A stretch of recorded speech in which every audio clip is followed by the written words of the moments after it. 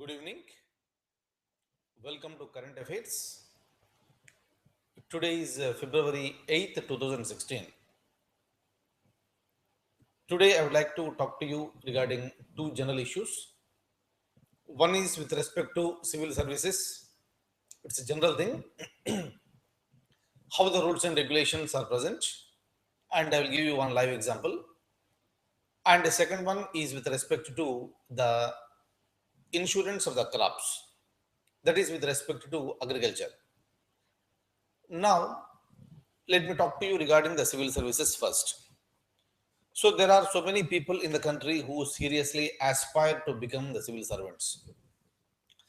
And after achieving the civil services, sometimes maybe before that or after that, the person will get married. So it's a nice thing, people are getting married. But sometimes what will happen, the marriage takes place between two people. So both are service holders. Maybe both are IAS officers, both are IPS officers, or one is IAS, second one is the IPS. Sometimes what may happen, these two people may be allotted two different states. That is called the state cadres. So that all depends to which state they have been allotted or allocated. That all depends on their marks, what they achieve in the examination. But maybe they are in love with each other or they got married because of some reason. And when it comes to the postings, if these two persons, both wife and husband, are placed in the same state, that's okay. Sometimes there is a possibility, most of the times there is a possibility that these people will be allocated to different states. So that all depends on the ranks, marks they got in the examination.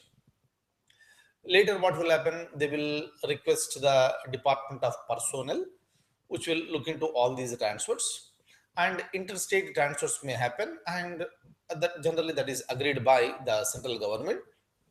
Then immediately, so kindly remember, when I'm talking about the Department of Personnel, that is present, that is under the Ministry of Personnel, Pensions and Grievances.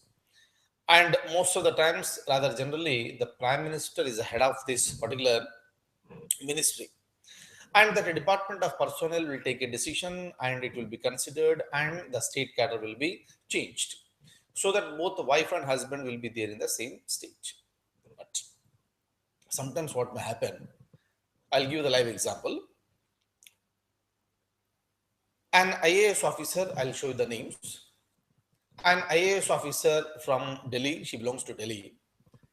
She has been given the Tamil Nadu cadre. And a person who belongs to Pondicherry, he has been given the cadre for Delhi. So now, the problem is that they can apply to the Department of Personnel and they can go for the transfer. But the problem is that since this boy is working in Delhi, can we transfer that lady from Tamil Nadu to Delhi? Definitely it will not happen. Definitely it will not happen. So because this particular person who is working in Tamil Nadu, she is basically from Delhi. That's the reason why the transfer is not possible. Similarly, shall we transfer this person from Delhi to the so-called this Tamil Nadu? Again, it is not possible. So the meaning is simple. Even today also the rules and regulations in this type of cases are not very clear. Now, they are depending only on the sole mercy of the Prime Minister of India. If the Prime Minister says yes, then only something will happen and then they will be staying together. Till that time, they have to wait and watch. Of course, maybe the Prime Minister may accept for this because he is the person. In the beginning only, when he became the Prime Minister, he was speaking to all these civil servants. During that time, he made it very, very clear that how much quality time that you are giving to your family. Otherwise, every time they are busy with the official work. Since Prime Minister has a soft corner towards the civil servants, so there is a ray of hope for them and they may be working in the same state or same area. Now, so meaning is simple. So this may happen to anyone. Look at this. Her name is Nisha. She's an IPS officer of 2011 batch and she's from Delhi. And Parthiban is an IAS officer and he is 2012 batch. He belongs to Pondicherry. Both got married, very nice thing. And she got allotted to Tamil Nadu cadre and posted in Coimbatore. Kindly remember these points. She is from Delhi. She has been selected for IPS and she has been allocated Tamil Nadu cadre.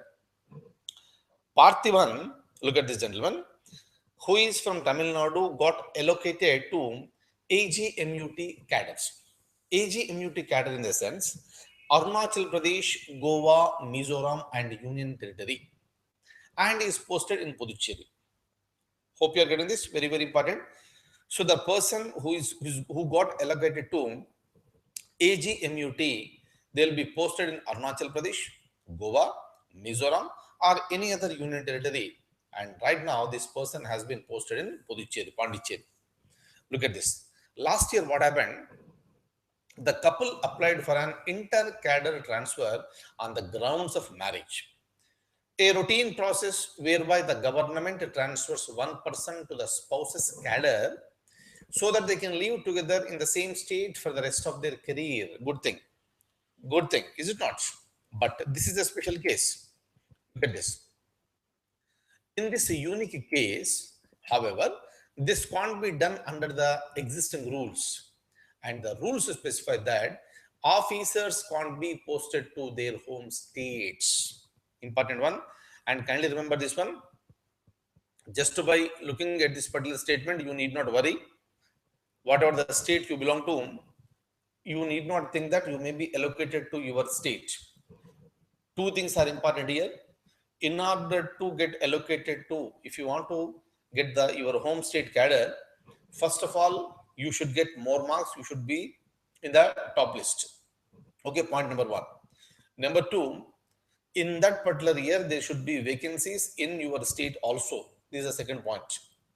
If these 2 points are not coming into the picture, you may not be getting the state cadre. That's the reason why it's always better to read well, write well, get more marks, and go to the state cadres. So this is the advantage. Is that okay? Now, look at this. Again, I'm opening the document. Kindly have a look at this. It can now happen with the direct blessings of the Prime Minister only. And look at this, the people who are preparing for the civil service examination, especially for in the public administration options. So you have this one. So we talk about civil services, we talk about the state cadets. Okay, we also talk about the existing policies like civil services rules and regulations.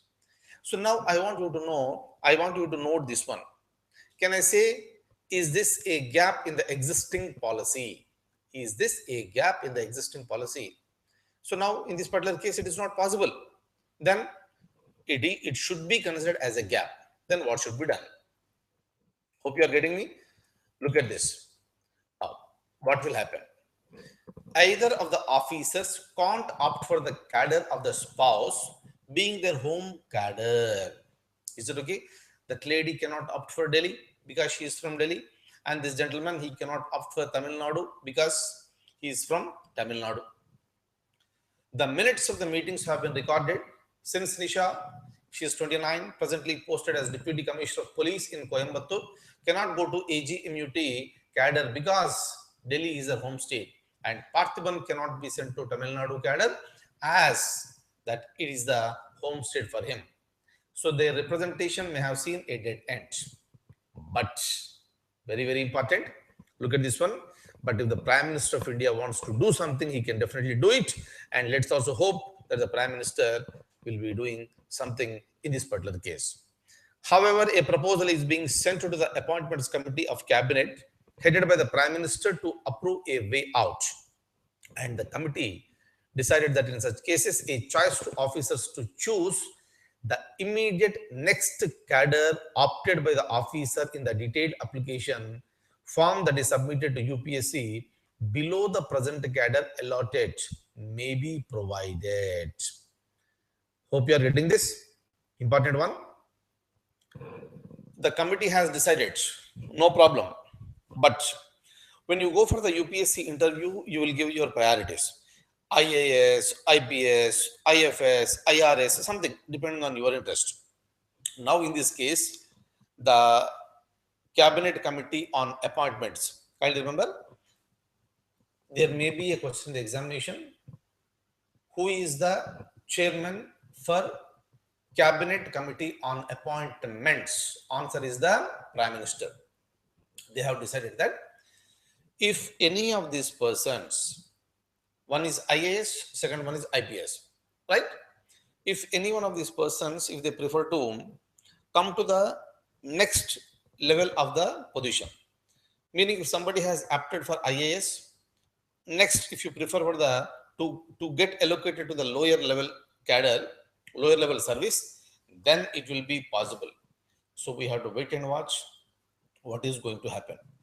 Either Mr. Parthiban has to agree from IAS, he should step down to the second level, whatever was opted by him in the UPSC application form.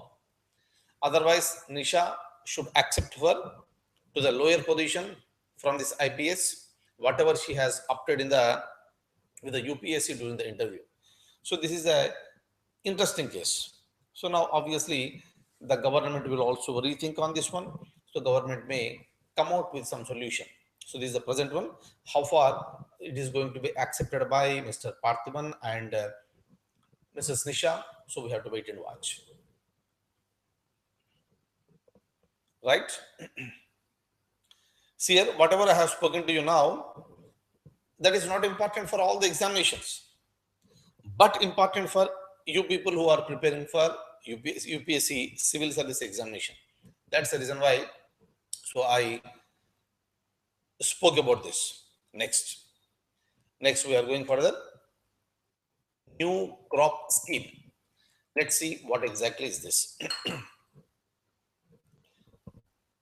So the crop insurance is not at all a new concept in India.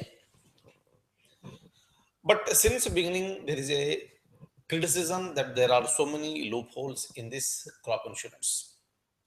Obviously, I am talking about the farmers who take lots of money in the form of loan and they will try to invest in the agriculture and they will cultivate the agriculture. If everything goes fine, they may be selling the agricultural goods and they may be earning some money and they are clearing their loans and everything will be fine and they'll be getting ready for the next season. But if you look at India, so we have erratic monsoons. Sometimes the conditions are not feasible to go for the agriculture. But because we cannot predict exactly what the monsoons are going to play, so obviously the farmers, so they will take the loan, they will invest the money and they will go for the cultivation. In most of the cases we have seen, unfortunately, they are incurring losses because of various reasons. Then what should be done? So with this particular idea, the concept of agricultural insurance has come into the picture. Of course, it is there in India for quite long period of time, but there are so many loopholes in the existing system. That's the reason why the government of India has come out with is going to come out with a new scheme. And what is that? I'm going to show it to you. Kindly have a look at this. Yes, I'm opening the document. Have a look at this. A new crop scheme in a major policy outreach towards farmers. The center is all set to roll out a new crop insurance scheme through which it will bring down the rate of premium to be paid by the farmers to a maximum of 2.5%. Very, very important one. It is going to reduce the premium that is paid by the farmers. If the premium is high, it will become very difficult for a farmer to pay the premium. It's a good decision. It's welcomed by entire India, especially for the people who belong to the agricultural community. The remainder will be paid by the government. Is that okay? Currently, the farmers have to pay premium ranging from 4% to 15% to insure crops. From 4 to 15, now it will be reduced to maximum 2.5%. Is that okay? And the rest of the amount will be paid by the government. Look at this. Look at this. You have to follow this very carefully. Under this new formula, a farmer will not have to pay more than 2.5% of the sum insured as premium for Kharif. Kharif crops means what? Paddy, maize, millet, etc. 2.5% for Kharif crops and 2% for all Rabi crops except wheat. Is that okay?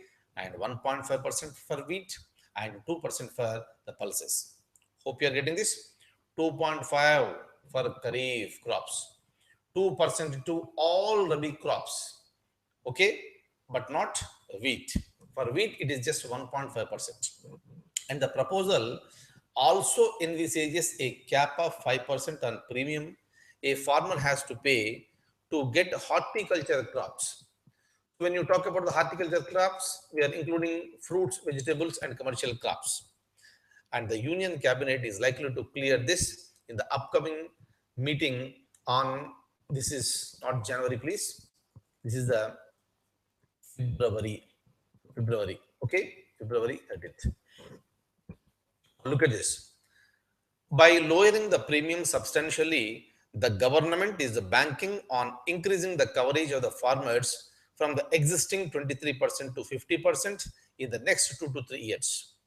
While Uttar Pradesh, Rajasthan, Uttarakhand, Kerala, and a few districts in Andhra Pradesh have notified the existing crop insurance scheme, states like Punjab and Haryana have not done so far. Is that okay? Look at this. What happened now? On February 3rd, 2016, the center, okay, very recently, the central government invited the private insurance companies and the selection will be done on the basis of the lowest weighted premium quoted. The new scheme will also cover the post-harvest crops, which is absent in the previous schemes. Is that okay? Very recently, on February 3rd, it has been, the government has invited the private insurance companies. Is that okay? So very soon, everything is going to be started. Hopefully, everything will be fine and the farmers will get more benefits out of this.